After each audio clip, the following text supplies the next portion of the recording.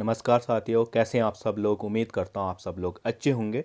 तो आज के वीडियो में हम उत्तराखंड के कुछ महत्वपूर्ण सवालों के बारे में यहाँ पे चर्चा करेंगे और इनको हम अच्छे से समझते हुए आगे को चलेंगे। तो चलिए वीडियो को शुरू करते हैं। तो पहला सवाल है हमारा, पुरिया नैथानी गढ़वाल के किस राजा से संबंधित थे। तो जो पुरिया नैथानी था, इनका संबंध था हमारा फतेह शाह से। तो इन्होंने जो इनको हम बेसिकली जो गढ़वाल है उसका चाणक्य भी कहते हैं, क्योंकि इन्होंने गढ़वाल में जजिया कर को समाप्त कर दिया था। इन्होंने जो औरंगजेब थे उस समय तत्कालिक शासक दिल्ली में, उनसे मुलाकात की और उत्तराखंड की भौगोलिक परिस्थितियां बता के उन्हें एक अपनी बातों में से सहमत करवा दिया और उनसे जो है उत्तराखंड का जजिया कर समाप्त करवा दिया। ठीक है। और जजिया कर होता क्या था, बेसिकली ये एक गैर मुस्लिम लोगों पर लिया जाने वाला टैक्स था। जो भी हमारे गैर मुस्लिम हैं, जो मुस्लिम धर्म से अलग धर्म के लोग हैं, उन पर यह लिया जाने वाला क्या था, एक कर था। चलो अब देखते हैं अगला सवाल। तो अगला सवाल है 22 भाई बफेलो वीर गाथा का संबंध है। तो इस वीर गाथा का संबंध हमारा कुमाऊं से है, यानी कि ऑप्शन ए क्या हो जाएगा, यहाँ पे सही हो जाएगा। फिर है हमारा लोधी रिखोला का संबंध है। तो इनका संबंध है हमारा गढ़वाल से। फिर है अगला सवाल, महात्मा गांधी ने अनासक्ति योग टीका कहाँ लिखी थी। देखिए, जब महात्मा गांधी जी 1929 में उत्तराखंड की यात्रा में आए थे, तो इन्होंने इन इनको जो हमारा अल्मोड़ा था, यहाँ के कौसानी में एक डांग जो बंगला था, लाल बंगला, वहाँ पे रुकने के लिए आग्रह किया गया था वहाँ के स्थानीय लोगों द्वारा, या कहें जो जो वहाँ के लाल बंगले के स्वामी थे उनके द्वारा। तो वहाँ पे जो हमारे महात्मा गांधी जी है, उन्होंने 14 दिन यहाँ पे अपना विश्राम किया और यहीं पे इन्होंने अनासक्ति योग टीका नामक एक पुस्तक की रचना की। और इसी पुस्तक में इन्होंने जो कौसानी है, इसको मिनी स्विट्जरलैंड भी कहा था। ठीक है। तो ये क्या हो जाएगा, हमारा ऑप्शन ए क्या हो जाएगा, यहाँ पे सही हो जाएगा, कौसानी में स्थित है ये। ठीक है, कौसानी में लिखी थी। फिर है अगला सवाल, उत्तराखंड अनुसूचित जाति एवं जनजाति आयोग की स्थापना कब की गई थी।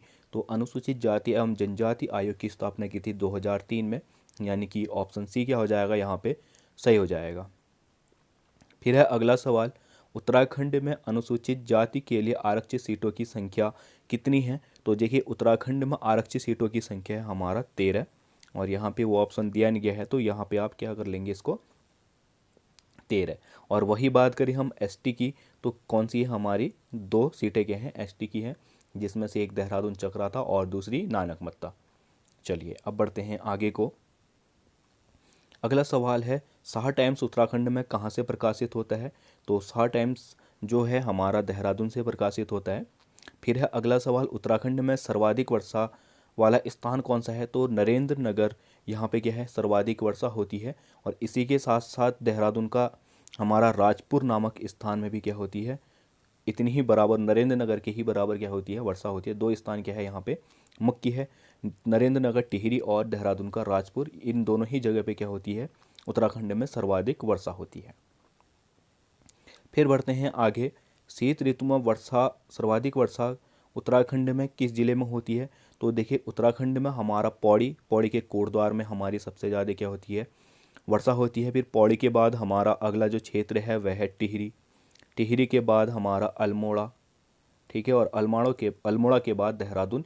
इन ये क्या है, क्रम है शीत ऋतु में यहाँ पे वर्षा का।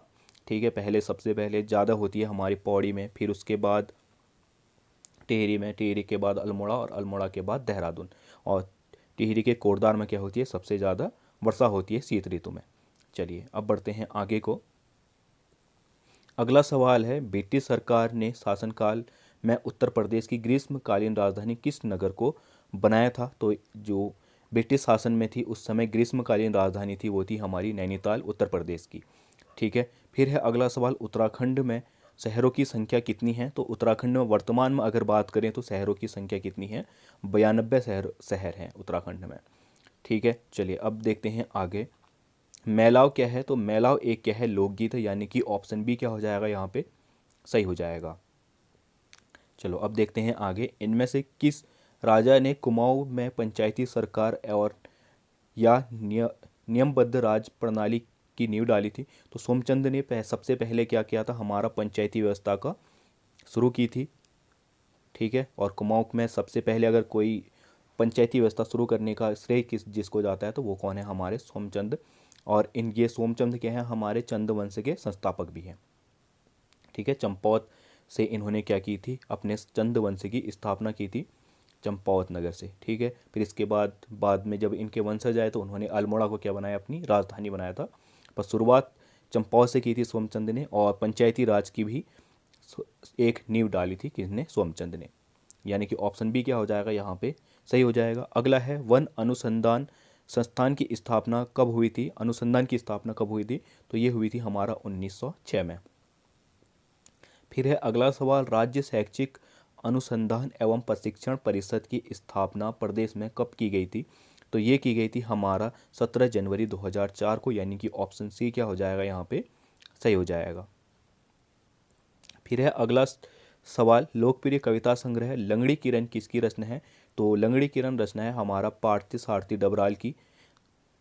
चलो अब देखते हैं अगला सवाल, जसपाल राणा निम्नलिखित में से कहाँ के निवासी हैं, तो जसपाल राणा हमारे टिहरी के हैं और टिहरी के निवासी हैं, और जो इनका संबंध है वह हमारा निशानेबाजी से है।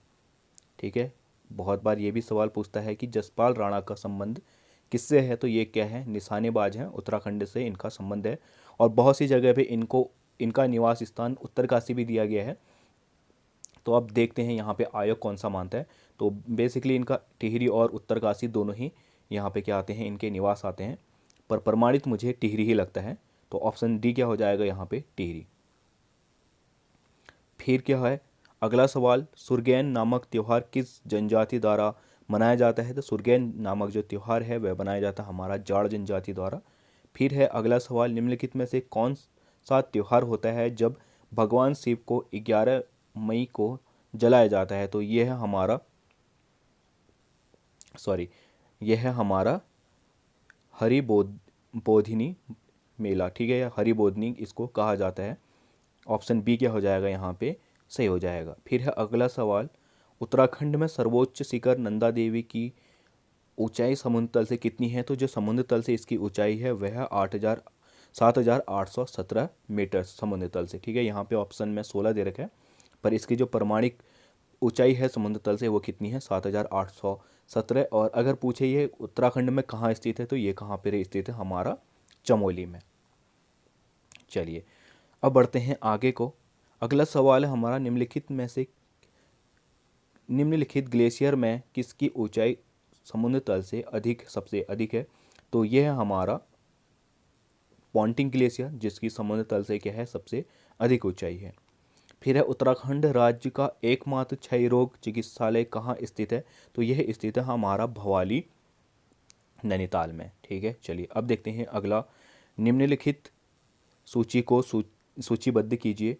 तो देखिए जो हमारा कोऑपरेटिव ड्रग्स फैक्ट्री है ये है हमारा रानीखेत में, यानी कि पहले का कौन सा हो जाएगा, चौथा। ठीक है, ये क्या है, और ए ऑप्शन है।